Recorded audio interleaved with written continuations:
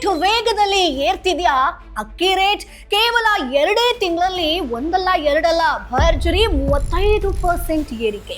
ಅಕ್ಕಿ ರೇಟ್ ಇದ್ದಕ್ಕಿದ್ದಂತೆ ₹100 ದಾಟಿದ್ದಾದ್ರೂ ಯಾಕೆ? ಆ ಒಂದು ಕಾರಣದಿಂದ ರಾಜ್ಯದಲ್ಲಿ ದಿಢೀರ್ ಅಕ್ಕಿ ಹಾಹಾಕಾರ ಶುರುವಾಯ್ತಾ? ಕೇವಲ 15 ದಿನಗಳಿಗಾಗುವಷ್ಟು ಮಾತ್ರ ಭತ್ತ ಸ್ಟಾಕ್ ಇದೆಯಾ? ಹಾಗಾದ್ರೆ ಮುಂದಿನ ತಿಂಗಳು ಮಾರುಕಟ್ಟೆಯಲ್ಲಿ ಅಕ್ಕಿ ಸಿಗಲ್ವಾ? ಈ ಬೆಲೆ ಏರಿಕೆ ಹೀಗೆ ಕಂಟಿನ್ಯೂ ಆಯ್ತು ಅಂತಂದ್ರೆ ಮುಂದಿನ ದಿನಗಳಲ್ಲಿ 1 kg ಅಕ್ಕಿ ರೇಟ್ ಎಷ್ಟಕ್ಕೆ ಹೋಗಿ ನಿಲ್ಬಹುದು? ಅಸಲಿ ಕಥೆ ಏನು? ಇವೆಲ್ಲದ್ರ ಬಗ್ಗೆ ಕಂಪ್ಲೀಟ್ ಮಾಹಿತಿಯನ್ನ ಈ ವಿಡಿಯೋದಲ್ಲಿ ತಿಳಿಸ್ಕೊಡ್ತೀನಿ. ಹಾಯ್ ಹೆಲೋ ನಮಸ್ಕಾರ, ವೆಲ್ಕಮ್ ಟು ಬಾಸ್ವಾಲಾ ಯೂಟ್ಯೂಬ್ ಚಾನೆಲ್. ನಾನು ಚೈತ್ರ. ಸ್ನೇಹಿತರೆ, ರಾಜ್ಯದ ಜನತೆಗೆ, ಅದರಲ್ಲೂ ಕೂಡ ವಿಶೇಷವಾಗಿ ಮಧ್ಯಮ ವರ್ಗದ ಜನರಿಗೆ ಈಗ ಬಹುದೊಡ್ಡ ಬಿಸಿ ತಟ್ಟಿರುವಂಥದ್ದು ಅದೇ ಅಕ್ಕಿ ಬೆಲೆ ಏರಿಕೆಯ ಬಿಸಿ. ಹೌದು ವೀಕ್ಷಕರೇ, ಮಾರುಕಟ್ಟೆಯಲ್ಲಿ ಅಕ್ಕಿ ಬೆಲೆ ಅಕ್ಷರಶಃ ಸುಡ್ತಾ ಇದೆ. ಬೆಲೆಗಳು ಆಕಾಶದ ಕಡೆ ಮುಖ ಮಾಡಿದೆ. ನಿನ್ನೆ ಮೊನ್ನೆವರೆಗೆ ಕೈಗೆಟುಕುವಂತ ದರದಲ್ಲಿ ಸಿಕ್ತಿದ್ದಂತ ಅಕ್ಕಿ ಇದ್ದಕ್ಕಿದ್ದಂತೆ ಪ್ರತಿ ಕೆಜಿಗೆ ₹100 ಗಡಿ ದಾಟಿ ಹೋಗ್ಬಿಟ್ಟಿದೆ. ಇದರಿಂದಾಗಿ ನೇರವಾಗಿ ನಿಮ್ಮಂತಹ ಕನ್ನಡಿಗರ ಊಟದ ತಟ್ಟೆಗೆನೆ ಬೆಂಕಿ ಬಿದ್ದಂತಾಗಿದೆ. ಹೋಟೆಲ್ನಲ್ಲಿ ತಿನ್ನುವಂತ ಜೀರಾ ರೈಸ್ ನಿಂದ ಹಿಡಿದು ಮನೆಯಲ್ಲಿ ಪ್ರತಿದಿನ ಊಟ ಮಾಡುವಂತ ದಪ್ಪ ಅಕ್ಕಿವರೆಗೆ, ಸಾಮಾನ್ಯ ಜನ ಬಳಸುವಂತ ಅಕ್ಕಿಯಿಂದ ಹಿಡಿದು ಶ್ರೀಮಂತರು ಬಳಸುವಂತ ಲಕ್ಸುರಿ ಅಕ್ಕಿವರೆಗೆ ಎಲ್ಲದರ ರೇಟ್ ಕೂಡ ಸಿಕ್ಕಾಪಟ್ಟೆ ಜಂಪ್ ಆಗಿದೆ. ಹಾಗಾದ್ರೆ ಇದ್ದಕ್ಕಿದ್ದಂತೆ ಈ ರೇಟ್ ಇಷ್ಟೊಂದು ಜಂಪ್ ಆಗಿದ್ದಾದ್ರೂ ಯಾಕೆ? ಮಾರುಕಟ್ಟೆಯಲ್ಲಿ ಭತ್ತದ ಕೊರತೆ ಏನಾದ್ರೂ ಇದೆಯಾ? ರಾಜ್ಯದ ಭತ್ತದ ಕಣಜ ಅಂತಲೇ ಕರೆಯಲ್ಪಡುವಂತ ಜಿಲ್ಲೆಗಳಲ್ಲಿ ಉತ್ಪಾದನೆ ಏನಾದ್ರೂ ಕುಸಿತ ಕಾಣಿದ್ಯಾ? ಅಥವಾ ಈ ಹಠಾತ್ ಬೆಲೆ ಏರಿಕೆಯ ಹಿಂದೆ ಏನಾದ್ರೂ ಬಲವಾದ ಕಾರಣಗಳಡಗಿದ್ಯಾ? ಹೀಗೆ ಮುಂದುವರೆದ್ರೆ ಮುಂದಿನ ದಿನಗಳಲ್ಲಿ ಅಕ್ಕಿ ರೇಟ್ ಯಾವ ಮಟ್ಟಕ್ಕೆ ತಲುಪಬಹುದು? ಸೊ ನಮ್ಗೆ ನೆಕ್ಸ್ಟ್ ತಿಂಗಳು ಅಕ್ಕಿ ಸಿಗುತ್ತಾ? ಇವೆಲ್ಲದರ ಬಗ್ಗೆ ಡಿಟೇಲ್ ಆಗಿ ಈ ವಿಡಿಯೋದಲ್ಲಿ ನೋಡ್ತಾ ಹೋಗೋಣ. ವಿಡಿಯೋವನ್ನ ಕೊನೆ ತನಕ ಮಿಸ್ ಮಾಡದೆ ನೋಡಿ, ಸಾಕಷ್ಟು ಮಾಹಿತಿ ನಿಮ್ಗೆ ಸಿಗುತ್ತೆ. ನೋಡಿ ಸ್ನೇಹಿತರೆ, ಕಳೆದ ಕೇವಲ 2 ತಿಂಗಳಲ್ಲಿ ಅಕ್ಕಿ ಬೆಲೆ ಊಹೆಗೂ ನಿಲುಕದಷ್ಟು ಏರಿಕೆಯಾಗಿದೆ. ಯಾರು ಕೂಡ ಇಮ್ಯಾಜಿನ್ ಮಾಡಿರ್ಲಿಲ್ಲ. ಭರ್ಜರಿ ಶೇಕಡ 35% ಅಷ್ಟು ಬೆಲೆ ಹೆಚ್ಚಳ ಆಗಿದೆ ಅಂದ್ರೆ ನೀವು ನಂಬಲೇಬೇಕು. ಸೊ ಕಳೆದ 10 ರಿಂದ 12 ವರ್ಷಗಳ ಇತಿಹಾಸದಲ್ಲಿ ಇದೇ ಮೊದಲ ಬಾರಿಗೆ ಒಂದೇ ಸಲ ಇಷ್ಟೊಂದು ದೊಡ್ಡ ಮಟ್ಟದಲ್ಲಿ ರೇಟ್ ಜಂಪ್ ಆಗಿರೋದು. ಸೊ ಚಿಲ್ಲರೆ ಮಾರುಕಟ್ಟೆ ಅಂದ್ರೆ ನಾವು ರಿಟೇಲ್ ಮಾರುಕಟ್ಟೆ ಅಂತ ಹೇಳ್ತೀವಲ್ಲ, ಅದನ್ನ ನೋಡಿದ್ರೆ ಪ್ರತಿ ಕೆಜಿ ಅಕ್ಕಿ ಮೇಲೆ ಕನಿಷ್ಠ ₹5 ರಿಂದ ₹15 ವರೆಗೆ ಏರಿಕೆ ಆಗಿದೆ. ಸೊ ಬೆಲೆಗಳ ವ್ಯತ್ಯಾಸ ಹೇಗಿದೆ ಅಂತ ಒಮ್ಮೆ ನೋಡ್ಕೊಂಡ್ ಬರೋಣ. ನಾನು ಡಿಟೇಲ್ ಆಗಿ ಹೇಳ್ತೀನಿ ನೋಡಿ. ದಪ್ಪ ಅಕ್ಕಿ ಕೇವಲ 2 ತಿಂಗಳ ಹಿಂದೆ ಪ್ರತಿ ಕೆಜಿಗೆ ₹37 ಇತ್ತು. ಈಗ ಬರೋಬ್ಬರಿ ₹42 ಆಗಿದೆ ಸ್ನೇಹಿತರೆ. ಇನ್ನು ಕುಚ್ಚಲಕ್ಕಿ, ಬಾಯ್ಲ್ಡ್ ರೈಸ್ ಅಂತ ಹೇಳ್ತೀವಿ, ಕರಾವಳಿ ಭಾಗದ ಜನರಿಗೆ ಗೊತ್ತು, ಅವ್ರು ಹೆಚ್ಚಾಗಿ ಇದನ್ನ ಯೂಸ್ ಮಾಡ್ತಾರೆ. ಸೊ ಈ ಒಂದು ಅಕ್ಕಿ ₹30 ಇಂದ ಸೀದಾ ₹34ಗೆ ಜಂಪ್ ಆಗಿದೆ ಸ್ನೇಹಿತರೆ. ಇನ್ನು ಸೋನಾ ಸ್ಟೀಮ್ ಅಕ್ಕಿ ಪ್ರತಿ ಕೆಜಿಗೆ ₹46 ಇತ್ತು, ಈಗ ₹64, ಅಂದ್ರೆ ಕಂಪ್ಲೀಟ್ ಉಲ್ಟಾ ಆಗೋಗ್ಬಿಟ್ಟಿದೆ. ಇನ್ನು ಜೀರಾ ರಾ ರೈಸ್, ಇದರ ಬೆಲೆಯಂತೂ ಈಗಾಗಲೇ ಸೆಂಚುರಿ ಬಾರಿಸಿದೆ, ಅಂದ್ರೆ ₹100 ಗಡಿ ದಾಟಿದೆ ಸ್ನೇಹಿತರೆ. ಇನ್ನು ಸೋನಾ ಮಸೂರಿ ರಾ ರೈಸ್, ಇದರ ಒಂದು ರೇಟ್ ಕೂಡ ಪ್ರತಿ ಕೆಜಿಗೆ ₹100 ಸಮೀಪಕ್ಕೆ ಹೋಗ್ತಾ ಇದೆ, ಅದು ಕೂಡ ದಾಟಬಹುದು. ಇನ್ನು ಕೋಲಂ ಅಕ್ಕಿ ₹75 ಇದ್ದಿದ್ದು ಈಗ ₹84 ಆಗಿದೆ ಸ್ನೇಹಿತರೆ. ಇನ್ನು ಪ್ರೀಮಿಯಂ ಬ್ರ್ಯಾಂಡ್ ಆಗಿರಬಹುದು, ಪ್ಯಾಕಿಂಗ್ ಅಕ್ಕಿಗಳು ಬರುತ್ತಲ್ಲ, ಅದ್ರ ರೇಟ್ ಅಂತೂ ಕೇಳೋದೇ ಬೇಡ, ಸ್ವಲ್ಪ ಜಾಸ್ತಿನೇ ಆಗಿದೆ. ಸೊ ಕಳೆದ 20 ದಿನಗಳಿಗಿಂತಲೂ ಅಕ್ಕಿ ರೇಟ್ ಒಂದೇ ಸಮನೆ ಹೆಚ್ಚಾಗ್ತಾ ಇದೆ. ಸೊ ಹೋಲ್ಸೇಲ್ ವ್ಯಾಪಾರಿಗಳು ದಿನಕ್ಕೊಮ್ಮೆ ರೇಟ್ ಅನ್ನ ಹೆಚ್ಚಿಸ್ತಿರೋದನ್ನ ನೋಡಿದ್ರೆ ಚಿಲ್ಲರೆ ವ್ಯಾಪಾರಿಗಳೇ ಕಂಗಾಲಾಗಿ ಹೋಗಿದ್ದಾರೆ. ಸೊ ಒಂದ್ ರೇಟ್ ಇದ್ದಂಗೆ ಇನ್ನೊಂದು ರೇಟ್ ಇರ್ತಾ ಇಲ್ಲ. ಸೊ ಗ್ರಾಹಕರನ್ನ ಕಳೆದುಕೊಳ್ಳೋದಕ್ಕೆ ಇಷ್ಟಪಡದೆ ಕೆಲ ಚಿಲ್ಲರೆ ಅಂಗಡಿಯವರಂತೂ ತಮ್ಮ ಲಾಭದ ಮಾರ್ಜಿನ್ ಅನ್ನೇ ಕಮ್ಮಿ ಮಾಡ್ಕೊಂಡ್ಬಿಟ್ಟಿದ್ದಾರೆ. ಸೊ ದಿನ ಬೆಳಗಾದ್ರೆ ನಾವೇ ಗ್ರಾಹಕರ ಮುಖ ನೋಡ್ಬೇಕಲ್ವಾ? ಸ್ವಲ್ಪ ಕಮ್ಮಿ ಆಗಬಹುದೇನೋ ಅನ್ನೋ ನಿರೀಕ್ಷೆಯಲ್ಲಿ ಕೆಲ ದಿವಸ ನಾವೇ ಪೆಟ್ಟು ತಿನ್ನೋಣ ಪರವಾಗಿಲ್ಲ ಅಂತ ಹೇಳಿ ಲಾಸ್ ಮಾಡ್ಕೊಂಡು ಕಡಿಮೆ ದರಕ್ಕೂ ಕೂಡ ಮಾರ್ತಿರುವಂತ ಉದಾಹರಣೆ ಇದೆ. ಇನ್ನು ಕೆಲವರು ಅನಿವಾರ್ಯವಾಗಿ ಹೋಲ್ಸೇಲ್ ದರಕ್ಕಿಂತ ಕನಿಷ್ಠ ₹5 ರಿಂದ ₹10 ಏರಿಸಿ ಏನು ಮಾಡಕ್ಕಾಗಲ್ಲ ಸ್ವಾಮಿ, ರೇಟ್ ಜಾಸ್ತಿ ಆಗಿದೆ ಅಂತ ಹೇಳ್ಕೊಂಡು ಮಾರ್ತಿದ್ದಾರೆ. ಇನ್ನು ಸ್ನೇಹಿತರೆ, ಯಶವಂತಪುರ APMCಯ ಇಂದಿನ ಒಂದು ದುಸ್ಥಿತಿ ಬಗ್ಗೆ ಹೇಳ್ತೀನಿ ನೋಡಿ. ಸೊ ಬೆಂಗಳೂರಿನ ಅತಿ ದೊಡ್ಡ ಮಾರುಕಟ್ಟೆಯಾದಂತ ಯಶವಂತಪುರ APMCಯ ದೃಶ್ಯಗಳು ಈಗ ಸಂಪೂರ್ಣವಾಗಿ ಚೇಂಜ್ ಆಗಿ ಹೋಗ್ಬಿಟ್ಟಿದೆ. ಮೊದಲೆಲ್ಲ ಇಲ್ಲಿಗೆ ಪ್ರತಿದಿನ ಕನಿಷ್ಠ ಅಂತಂದ್ರು ಒಂದು 50 ಲೋಡ್ ಅಕ್ಕಿ ಬರ್ತಾ ಇತ್ತು. ಸೊ ಮಾರುಕಟ್ಟೆ ಸದಾ ಗಿಜಿಗಿರ್ತಾ ಇತ್ತು. ಆದ್ರೆ ಈಗ ದರ ಏರಿಕೆ ಆಗಿರ್ಬೋದು, ಪೂರೈಕೆ ಕುಸಿತದಿಂದಾಗಿ ಮಾರುಕಟ್ಟೆಗೆ ಬರ್ತಿರುವಂತಹ ಲೋಡ್ಗಳ ಸಂಖ್ಯೆ ಗಣನೀಯವಾಗಿ ಇಳಿಕೆ ಆಗಿದೆ. ಸೊ ಇದರಿಂದಾಗಿ ವ್ಯಾಪಾರ ಕೂಡ ನಿರೀಕ್ಷಿತ ಮಟ್ಟದಲ್ಲಿ ನಡೀತಾ ಇಲ್ಲ. ಸೊ ವ್ಯಾಪಾರಿಗಳು ತೀವ್ರ ಬೇಸರವನ್ನ ಕೂಡ ವ್ಯಕ್ತಪಡಿಸ್ತಾ ಇದ್ರೆ ಇದು ಕೇವಲ ಬೆಂಗಳೂರಿನ ಕಥೆ ಅಲ್ಲ. ಸೊ ರಾಜ್ಯದ ಬಹುತೇಕ ಮೇಜರ್ ಮಾರುಕಟ್ಟೆಗಳಲ್ಲಿ ಇದೇ ಸಮಸ್ಯೆ ಎದುರಾಗಿದೆ ಅಂತ ಹೋಲ್ಸೇಲ್ ವ್ಯಾಪಾರಿಗಳು ಹೇಳ್ತಿದ್ದಾರೆ ಸ್ನೇಹಿತರೆ. ಇನ್ನು ಮೂರನೇ ಪಾಯಿಂಟ್ ಹೇಳ್ತೀನಿ ನೋಡಿ, ಇದು ಅಸಲಿ ಕಾರಣ ಅಂತಾನೆ ಹೇಳ್ಬೋದು. ಅಕ್ಕಿ ದಿಢೀರ್ ದುಬಾರಿ ಆಗಿದ್ ಯಾಕೆ ಅನ್ನುವಂಥದ್ದಕ್ಕೆ ಆನ್ಸರ್ ಸಿಗುತ್ತೆ. ಸೊ ಈ ರೀತಿ ಅಕ್ಕಿ ರೇಟ್ ಒಂದೇ ಸಮನೆ ಏರೋದಕ್ಕೆ ಸುಮ್ಮನೆ ಯಾರೋ ಮಾಡಿದಂತ ಮ್ಯಾಜಿಕ್ ಅಲ್ಲ ಸ್ನೇಹಿತರೆ. ಇದರ ಹಿಂದೆ ಕೆಲ ಬಲವಾದ ನೈಜ ಕಾರಣ ಇದೆ ನೋಡಿ. ಮೊದಲನೇದಾಗಿ ನಾನು ಹೇಳ್ತೀನಿ, ಸೊ ನಿಮ್ಗೆಲ್ಲ ಗೊತ್ತಿರಬಹುದು, ತುಂಗಭದ್ರಾ ಜಲಾಶಯದ ವ್ಯಾಪ್ತಿಯನ್ನ ಭತ್ತದ ಕಣಜ ಅಂತಾನೆ ಕರೀತಾರೆ ಸ್ನೇಹಿತರೆ.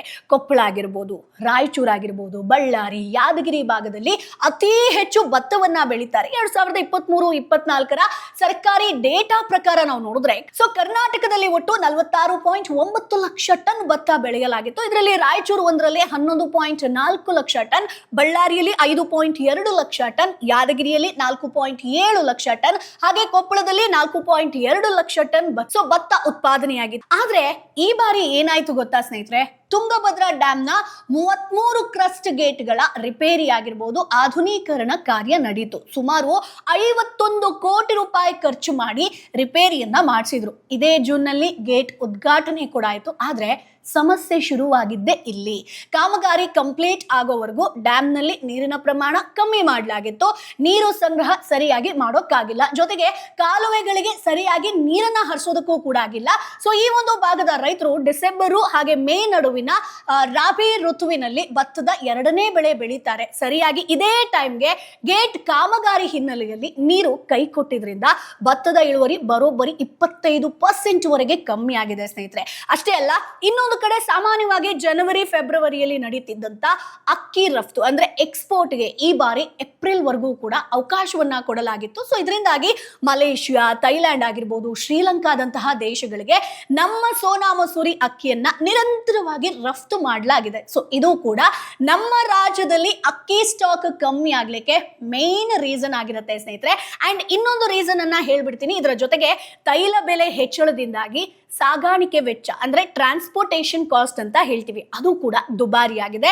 ಸೊ ಲಾರಿ ಬಾಡಿಗೆ ಹೆಚ್ಚಾಗಿರೋದ್ರಿಂದ ಕೂಡ ಸೊ ಅಕ್ಕಿ ಬೆಲೆ ಏರಿಕೆಗೆ ಪೂರಕವಾಗಿ ಕೆಲಸ ಮಾಡಿದೆ ಸ್ನೇಹಿತರೆ. ಇನ್ನು ಸ್ನೇಹಿತರೆ, ದಾವಣಗೆರೆ ಜಿಲ್ಲೆ ಅಕ್ಕಿ ಗಿರಣಿ ಅಂದ್ರೆ ರೈಸ್ ಮಿಲ್ ಬಹಳ ಫೇಮಸ್. ಇಲ್ಲಿನ ಬ್ರಾಂಡೆಡ್ ಅಕ್ಕಿಗೆ ರಾಜ್ಯ ಮಾತ್ರ ಅಲ್ಲ, ನೆರೆಯ ಮಹಾರಾಷ್ಟ್ರ ಸೇರಿದಂತೆ ಹೊರ ರಾಜ್ಯಗಳಲ್ಲೂ ಕೂಡ ಸಿಕ್ಕಾಪಟ್ಟೆ ಬೇಡಿಕೆ ಇದೆ. ಆದ್ರೆ ಈ ಬಾರಿ ಬೇಡಿಕೆ ಪೂರೈಸೋದಕ್ಕೆ ಜಿಲ್ಲೆಯ ರೈಸ್ ಮಿಲ್ ಮಾಲೀಕರಿಗೆ ಆಗ್ತಾನೆ ಇಲ್ವಂತೆ. ದಾವಣಗೆರೆ ಮಾತ್ರ ಅಲ್ಲ, ರಾಜ್ಯದಾದ್ಯಂತ ಹಲವು ಮಿಲ್ಗಳಿಗೆ ಭತ್ತ ಸಿಗದೆ ಈಗ ಆಲ್ರೆಡಿ ಮಿಲ್ಲಿಂಗ್ ಮಾಡುವಂತ ಕ್ವಾಂಟಿಟಿಯನ್ನ ಕಮ್ಮಿ ಮಾಡಿದೆ. ಸೊ ನಿಮ್ಗೆ ಆಶ್ಚರ್ಯ ಆಗ್ಬೋದು, ಈಗ ಕಾರ್ಯನಿರ್ವಹಿಸುತ್ತಿರುವಂತ ಮಿಲ್ಗಳಲ್ಲಿ ಕೇವಲ ಇನ್ನು 15 ದಿನಗಳಿಗಾಗುವಷ್ಟು ಮಾತ್ರ ಭತ್ತ ಸ್ಟಾಕ್ ಇದೆ. ಸೊ ಹೀಗೆ ಕಂಟಿನ್ಯೂ ಆದ್ರೆ ಮುಂದಿನ 1 ತಿಂಗಳ ಒಳಗಡೆ ಎಲ್ಲ ರೈಸ್ ಮಿಲ್ಗಳು ಭತ್ತಾನೇ ಇಲ್ಲದೆ ಸಂಪೂರ್ಣವಾಗಿ ಬಂದಾಗುವಂತ ಚಾನ್ಸಸ್ ಇದೆ ಅಂತ ಸೊ ರೈಸ್ ಮಿಲ್ ಮಾಲೀಕರ ಸಂಘದ ಪ್ರಧಾನ ಕಾರ್ಯದರ್ಶಿಗಳಾದಂತ ಕೊಗ್ಗುಂಡಿ ಬಕ್ಕೇಶ್ವರ ಅವ್ರು ಹೇಳೋ ಪ್ರಕಾರ ದೇಶದಾದ್ಯಂತ ಭತ್ತ ಸಾಗಾಣಿಕೆಗೆ ಯಾವುದೇ ಶುಲ್ಕ ಇಲ್ಲ, ಅಂದ್ರೆ ಝೀರೋ ಟೋಲ್ ಝೀರೋ ಟ್ಯಾಕ್ಸ್ ಆಗಿರುತ್ತೆ. ಇದರಿಂದಾಗಿ ಈ ಬಾರಿ ಕರ್ನಾಟಕದಿಂದ ಮಹಾರಾಷ್ಟ್ರ, ಆಂಧ್ರ ಪ್ರದೇಶ, ತಮಿಳುನಾಡು ಸೇರಿದಂತೆ ಹೊಸ ರಾಜ್ಯಗಳಿಗೆ ಅತಿ ಹೆಚ್ಚು ಭತ್ತವನ್ನ ಮಾರಾಟ ಮಾಡಲಾಗಿದೆ. ಜೊತೆಗೆ ಅಕಾಲಿಕ ಮಳೆಯಿಂದ ಭತ್ತ ಹಸಿ ಇದ್ದಿದ್ರಿಂದ ಮಿಲ್ಲಿಂಗ್ ಮಾಡುವಾಗ ಅಕ್ಕಿ ತುಂಡಾಗೋದು ಅಂದ್ರೆ ಬ್ರೋಕನ್ ಆಗೋದು ಅಂತ ಹೇಳ್ತೀವಲ್ಲ, ಅದು ಜಾಸ್ತಿ ಆಗಿದೆ. ಸೊ ಭತ್ತ ಒಣಗಿಸೋದಕ್ಕೆ ಬಿಸಿಲು ಕೂಡ ಸರಿಯಾಗಿಲ್ಲ. ಸೊ ಹಾಗಾಗಿ ಅನಿವಾರ್ಯವಾಗಿ ರೈತರು ಹಸಿ ಭತ್ತವನ್ನ ಬೇರೆ ರಾಜ್ಯಗಳಿಗೆ ಮಾರಾಟ ಮಾಡಬೇಕಾದಂತ ಒಂದು ಅವಸ್ಥೆ ಬಂದಿದೆ. ಸೊ ಹಾಗಾಗಿ ಸ್ನೇಹಿತರೆ, ಈ ಡ್ಯಾಮು, ಮಳೆ, ಮಿಲ್ಲು, ಎಕ್ಸ್ಪೋರ್ಟು, ಈ ಎಲ್ಲ ದೊಡ್ಡ ದೊಡ್ಡ ಲೆಕ್ಕಾಚಾರಗಳು ಕಡೆಗೆ ಬಂದು ಬಡಿಯೋದು ಯಾರಿಗೆ ಹೇಳಿ? ನೇರವಾಗಿ ನಿಮ್ಮಂತಹ ಸಾಮಾನ್ಯರ ಮಧ್ಯಮ ವರ್ಗದವರ ಕಿಚನ್ ಬಜೆಟ್ ಮೇಲೆ. ಸೊ ಒಂದು ಅಂದಾಜಿನ ಪ್ರಕಾರ ಕರ್ನಾಟಕದಲ್ಲಿ BPL ಆಗಿರ್ಬೋದು, ಅಂತ್ಯೋದಯ ಅನ್ನ ಯೋಜನೆಗಳ ಬೇಡಿಕೆಯನ್ನ ಪೂರೈಸೋದಕ್ಕೆ ತಿಂಗಳಿಗೆ 2.29 ಲಕ್ಷ ಟನ್ ಅಕ್ಕಿ ಬೇಕಾಗತ್ತೆ. ಇನ್ನು ರಾಜ್ಯದ ಒಟ್ಟಾರೆ ಬೇಡಿಕೆ ನೋಡಿದ್ರೆ ತಿಂಗಳಿಗೆ ಬರೋಬ್ಬರಿ 4.5 ಲಕ್ಷದಿಂದ 5.5 ಲಕ್ಷ ಮೆಟ್ರಿಕ್ ಟನ್ ಅಕ್ಕಿ ನಮಗೆ ಬೇಕು ಸ್ನೇಹಿತರೆ. ನ್ಯಾಷನಲ್ ಸ್ಯಾಂಪಲ್ ಸರ್ವೆ ಡೇಟಾ ನೋಡಿದ್ರೆ ದಕ್ಷಿಣ ಭಾರತದ, ಅದರಲ್ಲೂ ನಮ್ಮ ಕರ್ನಾಟಕದ ಒಂದು ಸಾಮಾನ್ಯ ಮಧ್ಯಮ ವರ್ಗದ ಕುಟುಂಬ ತಮ್ಮ ತಿಂಗಳ ಒಟ್ಟು ದಿನಸಿ ಬಜೆಟ್ ನಲ್ಲಿ 15% ಇಂದ 25% ಅಷ್ಟು ಹಣವನ್ನ ಕೇವಲ ಅಕ್ಕಿಗಾಗಿ ಮೀಸಲಿಡ್ತಾ ಇದ್ದಾರೆ. ಅದೇ ಅನ್ನವನ್ನ ಪ್ರಧಾನವಾಗಿ ತಿನ್ನುವಂತ ಕುಟುಂಬಗಳಾಗಿದ್ರೆ ಈ ಪ್ರಮಾಣ 25% ಇಂದ 35% ಇರುತ್ತೆ ಸ್ನೇಹಿತರೆ. ಸೊ ನಿಮ್ಮ ಬಜೆಟ್ ಹೇಗೆ ಹಾಳಾಗ್ತಿದೆ ಅಂತ ನೀವೇ ಯೋಚನೆ ಮಾಡಿ. ಫಾರ್ ಎಕ್ಸಾಂಪಲ್, ಒಂದು ಮನೆಗೆ ತಿಂಗಳಿಗೆ 5,000 ರೂಪಾಯಿ ದಿನಸಿಗೆ ಬೇಕು ಅಂತ ಇಟ್ಕೊಳ್ಳಿ. ಅದರಲ್ಲಿ ಸುಮಾರು 1,500 ರೂಪಾಯಿ ಬರೀ ಅಕ್ಕಿಗೆ ಹೋಗ್ಬಿಡುತ್ತೆ. ಸೊ ಒಂದು ತಿಂಗಳಿಗೆ ಒಂದು ಕುಟುಂಬ 25 ಕೆಜಿ ಸೋನಾ ಮಸೂರಿ ಅಕ್ಕಿ ಬಳಸ್ತಾರೆ ಅಂತ ಅನ್ಕೊಳ್ಳಿ. ಈ ಹಿಂದೆ 25 ಕೆಜಿ ಅಕ್ಕಿ ಚೀಲಕ್ಕೆ ಕೊಡ್ತಾ ಇದ್ದಿದ್ದು ಅಂದಾಜು 1,200-1,300 ರೂಪಾಯಿ. ಆದ್ರೆ ಈಗ ಅದೇ 25 ಕೆಜಿಗೆ 1,700 1,800 ರೂಪಾಯಿ ಕೊಡಬೇಕಾಗತ್ತೆ. ಅಂದ್ರೆ ಬರೀ ಒಂದೇ ತಿಂಗಳಲ್ಲಿ ಕೇವಲ ಅಕ್ಕಿ ಮೇಲಿನ ಖರ್ಚು ಹತ್ರ 500 ರೂಪಾಯಿ ಎಕ್ಸ್ಟ್ರಾ ಆಗಿದೆ. ಸೊ ಈಗ ಇನ್ನೊಂದು ಎಕ್ಸಾಂಪಲ್ ನ ಕೊಡ್ತೀನಿ ನೋಡಿ. ವಾರಕ್ಕೆ 5 ಕೆಜಿ ಜೀರಾ ರೈಸ್ ನ ಬಳಸ್ತಾ ಇದ್ದಂತ ಕುಟುಂಬ ಇತ್ತು ಅಂತ ಅನ್ಕೊಳ್ಳಿ. ಸೊ ಮೊದಲು 75ರಿಂದ 80 ರೂಪಾಯಿ ಸಿಗ್ತಾ ಇದ್ದಂತಹ ಜೀರಾ ರೈಸ್ ಈಗ 100 ರೂಪಾಯಿ ದಾಟಿದೆ. ಅಂದ್ರೆ ವಾರಕ್ಕೆ 100 ರೂಪಾಯಿ ಎಕ್ಸ್ಟ್ರಾ ಬೀಳುತ್ತೆ. ತಿಂಗಳಿಗೆ ಬರೋಬ್ಬರಿ 400 ರೂಪಾಯಿ ಎಕ್ಸ್ಟ್ರಾ ಖರ್ಚಾಗುತ್ತೆ. ಈ ರೀತಿ ಅಕ್ಕಿ ರೇಟ್ ದಿಢೀರ್ ಅಂತ 30ರಿಂದ 35% ಜಂಪ್ ಆಗಿರೋದ್ರಿಂದ ಮನೆ ಬಜೆಟ್ ಲೆಕ್ಕಾಚಾರ ಕಂಪ್ಲೀಟ್ ಅಲ್ಲೋಲ ಕಲ್ಲೋಲ ಆಗಿದೆ. ಸೊ ನಿಮ್ಗೆಲ್ಲ ಅನಿಸ್ಬೋದು, ಏನ್ ಬಿಡಿ ಮೇಡಮ್ 400ರಿಂದ 500 ರೂಪಾಯಿ ಬಹಳ ದೊಡ್ಡ ವ್ಯತ್ಯಾಸನ ಅಂತ. ಆದ್ರೆ ಮಧ್ಯಮ ವರ್ಗದವ್ರನ್ನ ಒಮ್ಮೆ ಕೇಳಿ ನೋಡಿ. ತಿಂಗಳ ಕಡೆಯಲ್ಲಿ ಮಕ್ಕಳ ಸ್ಕೂಲ್ ಫೀಸ್ ಕಟ್ಟೋದಕ್ಕೆ, ಕರೆಂಟ್ ಬಿಲ್ ಕಟ್ಟೋದಕ್ಕೆ ಅಂತ ಕೂಡಿಡ್ತಿದ್ದಂತ ಹಣ ಸಣ್ಣ ಉಳಿತಾಯಕ್ಕೆ ಬಿದ್ದಿರೋ ನೇರ ಕತ್ರಿ ಇದು. ಸೊ ಇದೊಂದು ದೊಡ್ಡ ಆರ್ಥಿಕ ಹೊಡೆತ ಆಗಿರುತ್ತೆ. ಸೊ ಹಾಗಾಗಿ ಒಟ್ನಲ್ಲಿ ಬೇರೆ ಅತ್ಯಗತ್ಯ ಕೆಲಸಗಳಿಗೆ ಯೂಸ್ ಆಗ್ತಿದ್ದಂತ ಈ ಒಂದು ದುಡ್ಡು ಈಗ ಅನಿವಾರ್ಯವಾಗಿ ಅಕ್ಕಿಗೆ ಎಕ್ಸ್ಟ್ರಾ ಆಗಿ ಹೋಗ್ತಾ ಇದೆ. ಸೊ ಹಾಗಿದ್ರೆ ಮುಂದೆ ಏನ್ ಮಾಡ್ಬೇಕು, ಯಾವಾಗ ಸರಿ ಆಗುತ್ತೆ ಈ ಸಮಸ್ಯೆ? ಸದ್ಯಕ್ಕಂತೂ ಈ ಬಗ್ಗೆ ಯಾವುದೇ ಒಂದು ಕ್ಲಾರಿಟಿ ಇಲ್ಲ ಸ್ನೇಹಿತರೆ. ಸೊ ಅಕ್ಕಿ ಬೆಲೆ ಇಳಿಯೋ ಲಕ್ಷಣ ಅಂತೂ ಸದ್ಯಕ್ಕೆ ಕಾಣ್ತಾ ಇಲ್ಲ. ಇದೇ ರೀತಿ ಭತ್ತದ ಕೊರತೆ ಕಂಟಿನ್ಯೂ ಆದ್ರೆ ಇನ್ನು ಚೂರು ರೇಟ್ ಜಾಸ್ತಿನೇ ಆಗ್ಬೋದು ಸ್ನೇಹಿತರೆ. ಇವಾಗಂತೂ ಸರಿಯಾಗಿ ಮಳೆ ಇಲ್ಲ ಅನ್ನೋ ಆತಂಕ ಬೇರೆ ಇದೆ. ಸುಮಾರು ಕಡೆ ರೈತರನ್ನ ಇದು ಕಾಡ್ತಾ ಇದೆ. ಸೊ ಈಗಿರೋ ರೇಟ್ ಮೇಲೆ ಇನ್ನು ಶಾರ್ಟ್ ಟರ್ಮ್ ನಲ್ಲಿ 5% ಇಂದ 10% ಅಷ್ಟು ರೇಟ್ ಜಾಸ್ತಿ ಆಗೋ ಪ್ರಿಡಿಕ್ಷನ್ ಅನ್ನ ಮಾರುಕಟ್ಟೆ ತಜ್ಞರು ಮಾಡ್ತಾ ಇದ್ದಾರೆ. ಸೊ ಜೂನ್ ಆಗಿರ್ಬೋದು, ಜುಲೈ ತಿಂಗಳಲ್ಲಂತೂ ಮಳೆ ಕರೆಕ್ಟ್ ಆಗಿ ಬಂದಿಲ್ಲ, ಆಗಸ್ಟ್ ನಲ್ಲೂ ಕೂಡ ಇಲ್ಲ. ಸೊ ಈಗ ಆಗಸ್ಟ್ ಸೆಪ್ಟೆಂಬರ್ ನಲ್ಲಾದ್ರೂ ಒಳ್ಳೆ ಮಳೆಯಾಗಿ ಡ್ಯಾಮ್ಗಳು ಭರ್ತಿಯಾಗಿ ಹೊಸ ಬೆಳೆಯಲ್ಲಿ ಒಳ್ಳೆ ಇಳುವರಿ ಬಂದ್ರೆ ಮಾತ್ರ ಮಾರುಕಟ್ಟೆಯಲ್ಲಿ ಸ್ವಲ್ಪ ಸ್ಟೇಬಲ್ ಆಗಬಹುದು ರೈಸ್ ಅನ್ನುವಂತ ವಿಚಾರಕ್ಕೆ ಬಂದಾಗ. ಸೊ ಇಲ್ಲಿ ಇನ್ನೊಂದು ಅತ್ಯಂತ ಸೂಕ್ಷ್ಮ ವಿಚಾರವನ್ನ ಕೂಡ ನಾನಿಲ್ಲಿ ಹೇಳಲೇಬೇಕು. ಸೊ ಈ ಒಂದು ಮಾರುಕಟ್ಟೆಯ ಶಾರ್ಟೇಜ್ ಅಡ್ವಾಂಟೇಜ್ ಅನ್ನ ಇಟ್ಕೊಂಡು ಕೆಲ ಕಳ್ಳಕಾಕರು ಕೃತಕ ಅಂದ್ರೆ ಆರ್ಟಿಫಿಷಿಯಲ್ ಅಕ್ಕಿ ಅಂತ ಬರುತ್ತಲ್ಲ ಅದನ್ನ ರೆಡಿ ಮಾಡ್ತಾ ಇದ್ದಾರೆ. ಸೊ ಮಾರ್ಕೆಟ್ ನಲ್ಲಿ ಅಕ್ಕಿ ಇದ್ರೂ ಕೂಡ ಬೇಕಂತಲೇ ಇಲ್ಲ ಅಂತ ಹೇಳಿ ಡಬಲ್ ರೇಟ್ ಮಾಡುವಂತ ಅಪಾಯ ಕೂಡ ಇದೆ. ಪ್ಲಾಸ್ಟಿಕ್ ಅಕ್ಕಿ ಬರುವಂತಹ ಚಾನ್ಸಸ್ ಕೂಡ ಇದೆ. ಸೊ ಹಾಗಾಗಿ ಅಕ್ಕಿ ತಗೊಳ್ತೀರಾ ಅಂತಂದ್ರೆ ಸ್ವಲ್ಪ ಚೆಕ್ ಮಾಡ್ಕೊಂಡು ತಗೊಳ್ಳಿ. ಸೊ ಫೈನಲಿ ಹೇಳಬೇಕು ಅಂತಂದ್ರೆ ಇದಾಗಿತ್ತು ಅಕ್ಕಿ ರೇಟ್ ಇದ್ದಕ್ಕಿದ್ದ ಹಾಗೆ ಸೆಂಚುರಿ ಬಾರಿಸ್ತಿರೋ ವಿಚಾರವನ್ನ ಕಂಪ್ಲೀಟ್ ಡಿಟೇಲ್ ಆಗಿ ನಿಮ್ಗೆ ತಿಳಿಸ್ಕೊಟ್ಟಿದ್ದೀನಿ. ರೀಸನ್ ಆಗಿರ್ಬೋದು. ಸೊ ಇವೆಲ್ಲದರ ಬಗ್ಗೆ ನಿಮ್ಗೆ ಅರ್ಥ ಆಗಿದೆ ಅಂತ ಅನ್ಕೊಳ್ತೀನಿ. ಸೊ ಮುಂದಿನ ವಿಡಿಯೋದಲ್ಲಿ ಮತ್ತಷ್ಟು ಮಾಹಿತಿ ಜೊತೆ ನಾನು ಮುಂದೆ ಹಾಜರಿರ್ತೀನಿ. ಸೊ ಅಕ್ಕಿ ಬಗ್ಗೆ ನಿಮ್ಮ ಅಭಿಪ್ರಾಯ ಏನು? ನಿಮ್ಮ ಮನೆಯಲ್ಲಿ ಯಾವ ಅಕ್ಕಿಯನ್ನ ನೀವು ಯೂಸ್ ಮಾಡ್ತೀರಾ ಅದನ್ನ ಕಮೆಂಟ್ ಬಾಕ್ಸ್ ಅಲ್ಲಿ ತಪ್ಪದೇ ತಿಳಿಸಿ. ಸೊ ಮುಂದಿನ ಎಪಿಸೋಡ್ ಅಲ್ಲಿ ಮತ್ತೆ ನಿಮ್ಮನ್ನ ಭೇಟಿ ಆಗ್ತೀನಿ. ಅಲ್ಲಿವರೆಗೂ ಬಾಯ್ ಬಾಯ್.